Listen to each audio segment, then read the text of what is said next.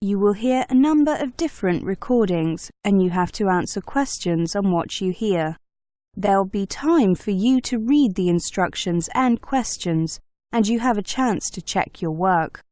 All the recordings will be played only once. The test is in 4 sections. At the end of the test, you will be given 10 minutes to transfer your answers into your answer sheet. Now turn to Section 1. Section 1. You will hear a conversation between a student and a woman. First, you have some time to look at questions 1 to 10.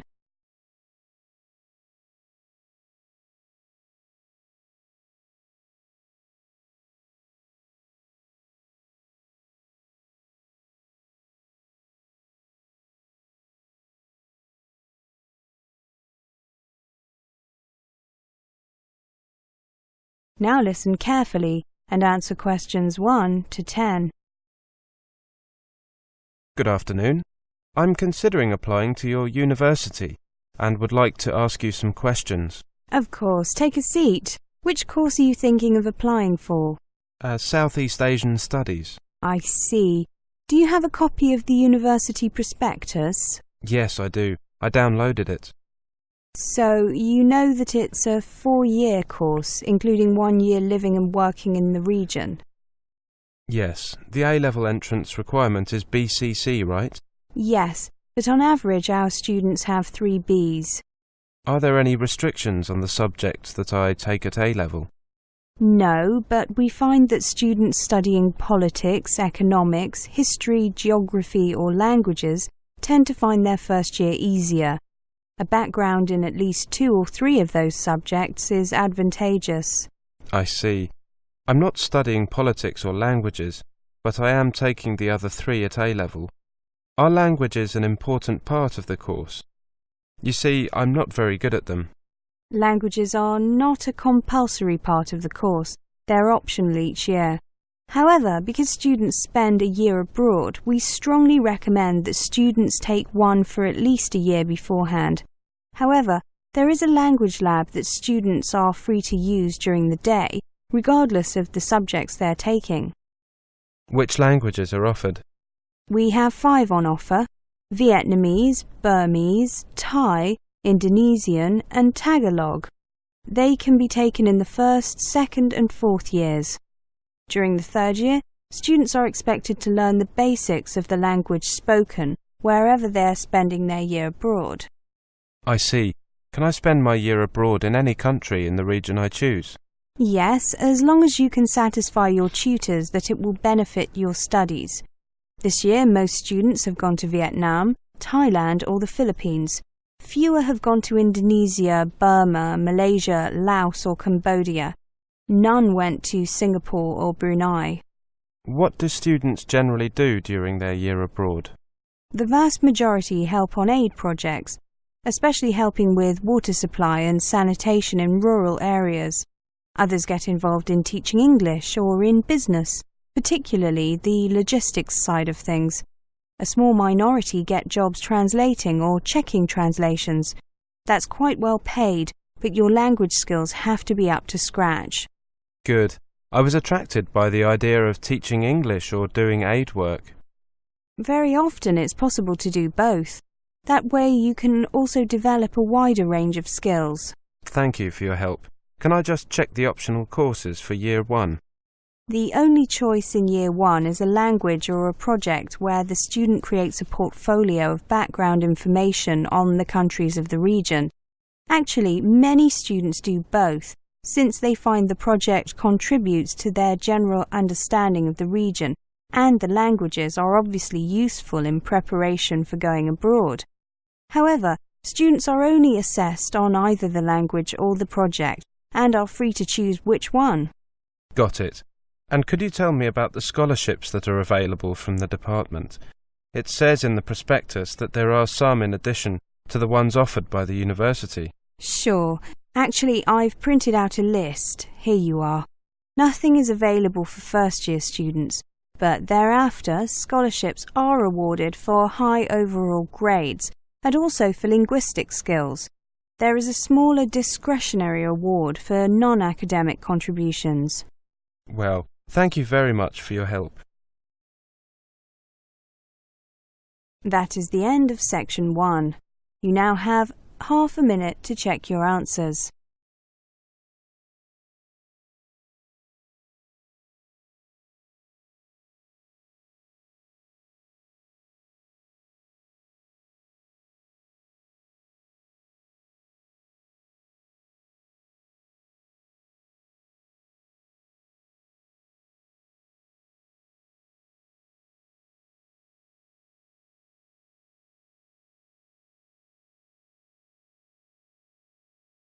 Now turn to Section 2. Section 2. You'll hear a conversation. First, you have some time to look at questions 11 to 20.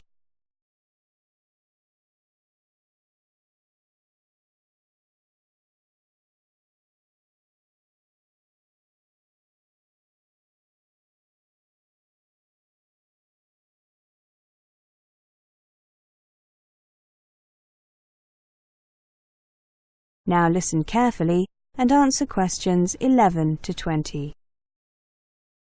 Welcome to our program on Indian youth.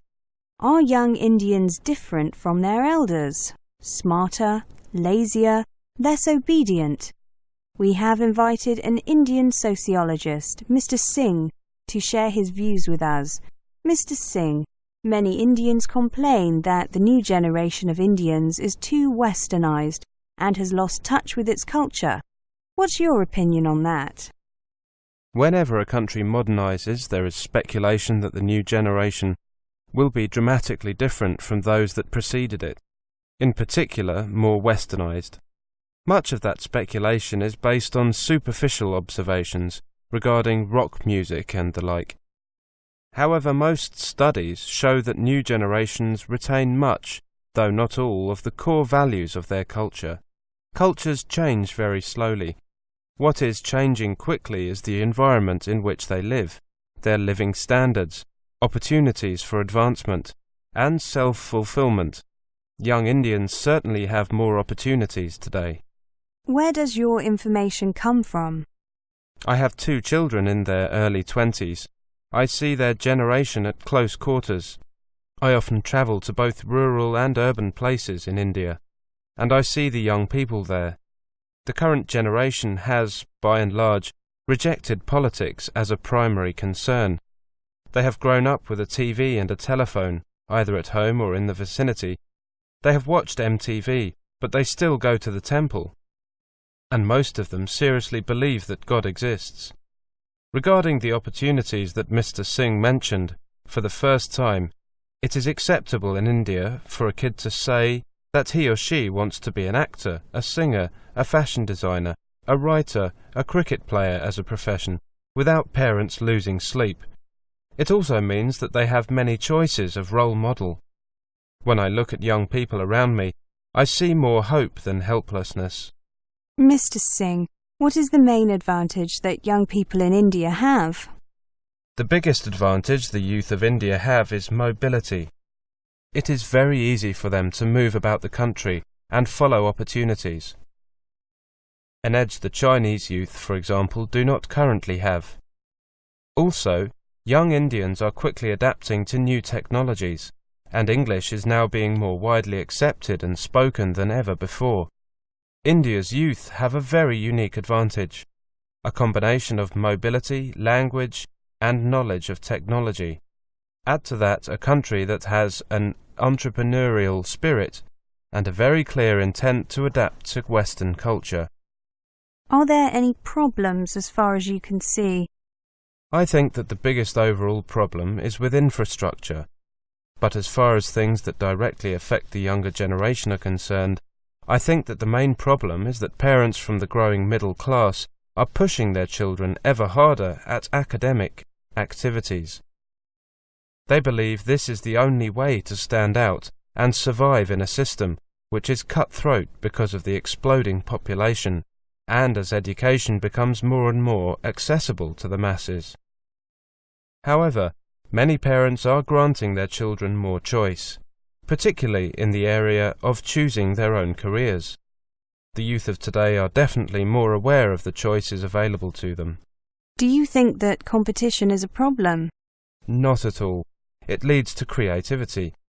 The younger generation is more creative. Competition ensures that creativity is likely to be the best way to get ahead. Though it is largely believed that the culture and value system torch-bearing youth are losing their way, I still believe that relates to a small percentage. The combination of the Indian value system and the Western approach is a winning one, and if the Indian youth can manage to achieve the right balance, global organizations will want their skills. Mr. Singh, you sound very confident. I am. Every generation will experience change. This will be more dramatic, especially in the context of development. Simply put, young Indians are more aware about the world they live in. They are more materialistic. They are consumers in the true sense. They are exposed to satellite TV, the internet, freer access to social interaction and mobility. They are global citizens. Adoption of styles and fashion from anywhere, particularly America, is quick. But as several surveys have shown, this openness and confidence does come with some sense of humility and purpose. I feel confident that they can dream and achieve. My generation could only dream. That is the end of section 2. You now have half a minute to check your answers.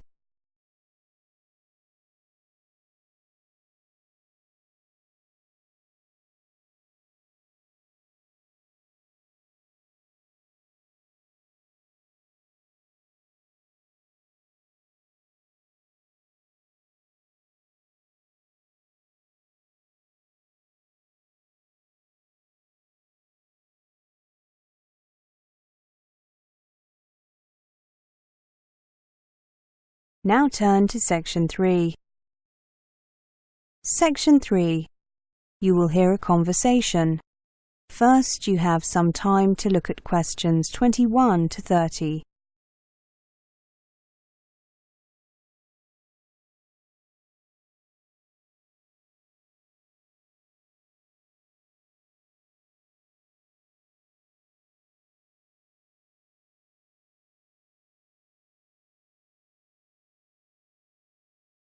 Now listen carefully and answer questions 21 to 30.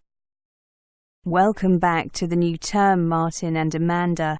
I hope you've had a good break and that you're looking forward to writing your dissertations. In this tutorial, I'd like to give you the opportunity to ask questions on writing the dissertation, such as requirements, dates, and who to see when you need help.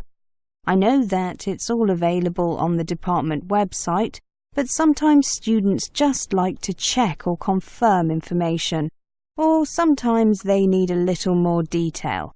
So, is there anything you'd like to ask? Is there a fixed hand-in date yet? On the website it said that one hadn't been decided on yet. I'm glad you asked that question. I just heard this morning that the deadline has been decided and it is the 28th of May. That's a week later than we had originally planned. What about the word limit? The website gave a very broad range. What was it, Martin?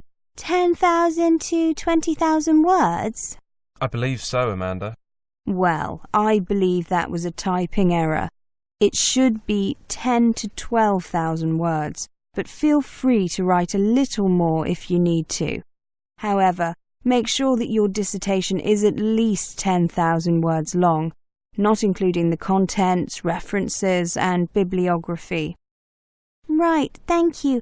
And we can choose any topics we like, can't we? Any from year 3. And do remember to get your topic approved by your personal tutor. Oh, that's me, isn't it? Before you start writing, I'd hate to have to tell you your topic was unacceptable after you'd spent a lot of time on it. What would you like us to show you initially, apart from the title? Well, I'd like to see a basic bibliography first, along with an outline of your dissertation. You should get that done by the end of January. This month, in other words. According to the website, the research should take 8 to 10 weeks. So that takes us from, well, until mid-April, basically. Yes, you should have the research pretty much done by the time you return from the Easter break. It seems like a reasonable amount of time, but I bet it disappears fast. It certainly does. You'll probably find that you need to do some extra research during the second half of April. Ideally, you'd be writing then, but very few students get all the information they need, and the personal tutors almost always need to make some further suggestions. That's why it's really important to get the bulk of your research done by mid-April. I see. If we get into trouble, or can see that we're going to get into trouble with our research, we should obviously contact you ASAP. Absolutely. Do you think that we should look at what other students have done in the past in order to get a better idea of what to do and what to write? It can be helpful, but what often happens is that students rely too much on what they read. So I would only use other students' previous students' work as a reference. Got it. I know that we have the research guide to help us, but are there any other books or sources that you would recommend? I mean, to help us with planning a dissertation and the organisation and so on. Yes, I wanted to ask you that too. There are several available from the library. I wouldn't bother buying any. My personal favourite is Dissertations in You by Roger Klein. Another good one is Mastering Your Dissertation by Helen Blondell. There's a book about research techniques. What's it called? It's something simple like Research Techniques for Dissertations. The author is Helen Trailforth. Oh, I know. It's called Dissertation Research Techniques. Very good book. There's more than one copy of each of those in the library. One is for reference only, and you know about the recall system if a book is being borrowed by someone else and you want it, don't you? Yes. Good, very good. Anything else? Well, now that you've mentioned research techniques, I've got a question. Questionnaires. A good idea, Professor. The general consensus is that they're not very helpful, though some prominent researchers beg to differ. Clear them with me first if you decide to go ahead and use them. You see, you need to be very careful about the questions that you ask and order of the questions.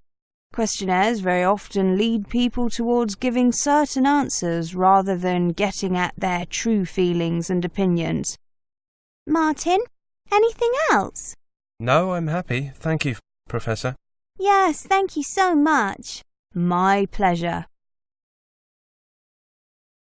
That is the end of section 3. You now have half a minute to check your answers.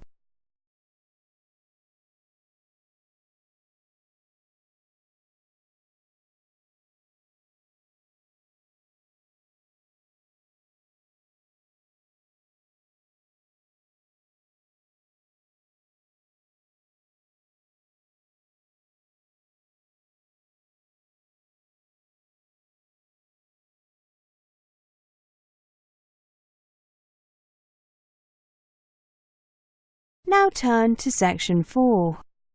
Section 4. You will hear a monologue. First, you have some time to look at questions 31 to 40.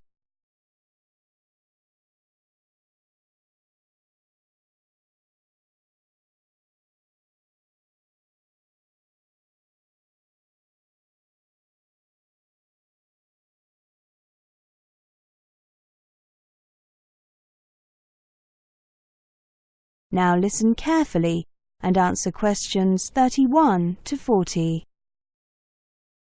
Have you ever wondered where your recyclables end up after they get picked up from the curb? After you've left them at a recycling drop-off centre, or when your hauler has come to empty your recycling dumpster? Well, this presentation will tell you. The story begins when a resident places their materials out for recycling in a special bin, brings their recyclables to one of the recycling drop-off centres, or when a business puts their used materials in their recycling dumpster. It is very important that residents and employees properly prepare their recyclables for collection. Improper preparation of materials, for example not removing container lids or including the wrong type of material, causes contamination. Although some contamination is to be expected and is removed during the sorting process at the processing facility, processors may not accept materials that are heavily contaminated, and these will be disposed of. After materials are put out for recycling, the recycling truck comes to pick them up. Recyclables brought to the drop-off centres should be placed in the appropriate bins. The large containers are emptied periodically or whenever they are full. Businesses and multi-family residences collect on the days decided by the property manager. The trucks that collect recyclables from the curb and drop-off centres then drive the materials to a material recovery facility, or MRF. When the trucks arrive at the MRF, they are first weighed at the station to determine the weight of materials delivered to the facility. Next, the trucks proceed to the tipping floor, where they dump their materials. Items are dumped in specific areas to facilitate the sorting process. After the different materials are dumped on the tipping floor at the MRF, they are fed onto different conveyor belts according to the type of material. The materials then proceed up the different conveyor belts and are subject to both manual and automatic sorting. Individuals manually remove any large objects such as a lawn chair or garbage can, along with any contaminants.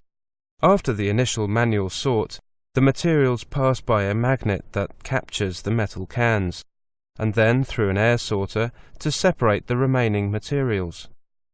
Once the materials are sorted, they are compressed into bales that are shipped to processors, who will then use these materials to create new products.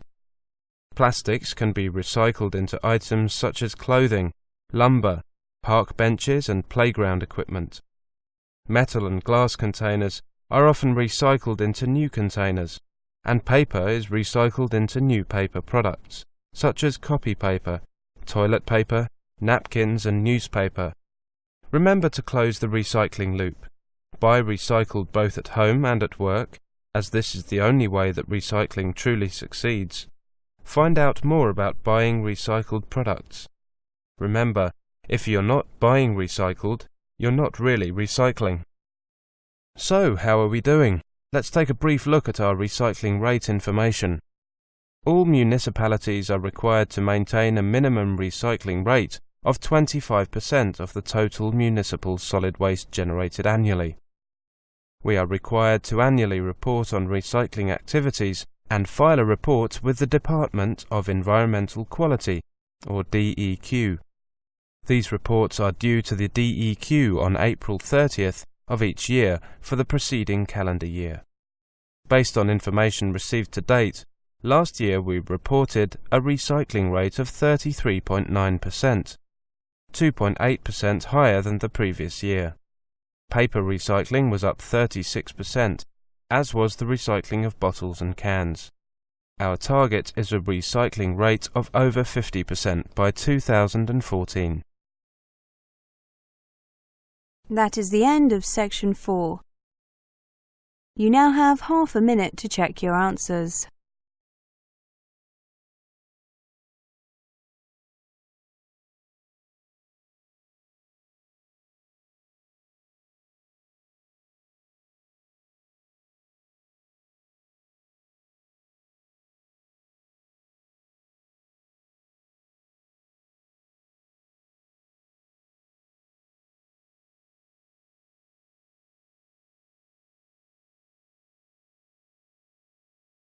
That is the end of the listening test, the IELTS test.